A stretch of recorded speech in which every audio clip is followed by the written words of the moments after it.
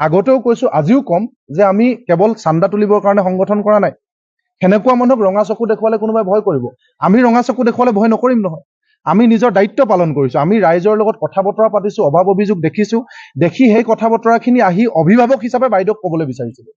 আমি গোটেই কথা বতৰাখিনি দেখি শুনি আমাৰ খং উঠি আছিল, এইটো সঁচা কথা। আৰু আহি আমি বাইদেউক যেতিয়া ৰাস্তাতে পালো, পাই কৈছো, বাইদেউ এই গাঁওকেইখনত পশুখাদ্য পোৱা নাই, মেডিচিন পোৱা নাই, নাৱৰ পোৱা নাই, আপুনি অকণমান সুবিধা কৰি দিয়ক।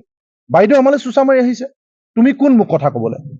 তেতিয়া মোৰ মনলৈ ইনষ্টেণ্ট এটাই প্ৰশ্ন আহিছিলে যে এখেতে মোকেই যেতিয়া চোঁচা মাৰি আহিছে, মই নিজৰ পৰিচয় দিয়াৰ পিছত, মই জাতীয় সংগঠন এটাৰ সাধাৰণ সম্পাদক হিচাপে মোকে যেতিয়া চোঁচা মাৰি আহিছে, তেতিয়া সাধাৰণ মানুহে তেওঁৰ বিৰুদ্ধে কথা ক'বলৈ সাহস কৰিবনে? তেখেতৰ যিটো ব্যৱহাৰ, তেখেতে যি ধৰণে বিনা কাৰণত আমাক এনেকৈ অপদস্থ কৰিলে, সেই কথাখিনিলে আমি যোৱাই নাই। আকৌ আমি আচৰিত হলো, পিছদিনাখন আৰক্ষীয়ে ফোন কৰিছে বোলে তোমালোকৰ ওপৰতহে গোচৰ দিছে। মই সেইকাৰণে কৈছো, অসমীয়াত আমাৰ যিটো কথা আছে যে বাজিব লাগিছিল টেমি কটাৰী, বাজিছে হাঁচতি। কৰ্তব্যত গাফিলতি তেখেতৰ, কৰ্তব্যত গাফিলতি, ভালকে মানুহে ৰিলিফ পোৱা নাই, সেই কথাখিনি তেওঁ চাব লাগিছিল।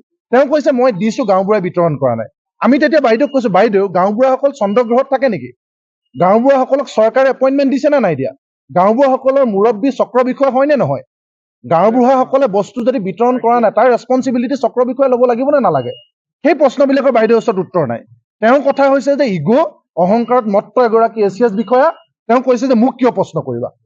আমি আজিও কওঁ, হাজাৰবাৰ কম, আমি সংগঠন কৰিছো, ৰাইজৰ অভাৱ অভিযোগ চৰকাৰ প্ৰশাসনৰ ওচৰত আমি দাঙি ধৰিম, সেইটো আমাৰ দায়িত্ব। তাত কাৰোবাৰ ইগ'ত লাগে, কোনোবাই আমাৰ ওপৰত হাজাৰখন কেছ দিয়ে, ভুৱা কেছ দিয়ে, আমাক জেলত দিয়ে, যি দিয়ে দিব। আমি সংগঠন কৰিছো, সমাজৰ লগত জড়িত হৈ আছো, ৰাইজৰ অভাৱ অভিযোগ আমাৰ মুখেৰে ওলাবৰ কাৰণে আমি কৰিছো।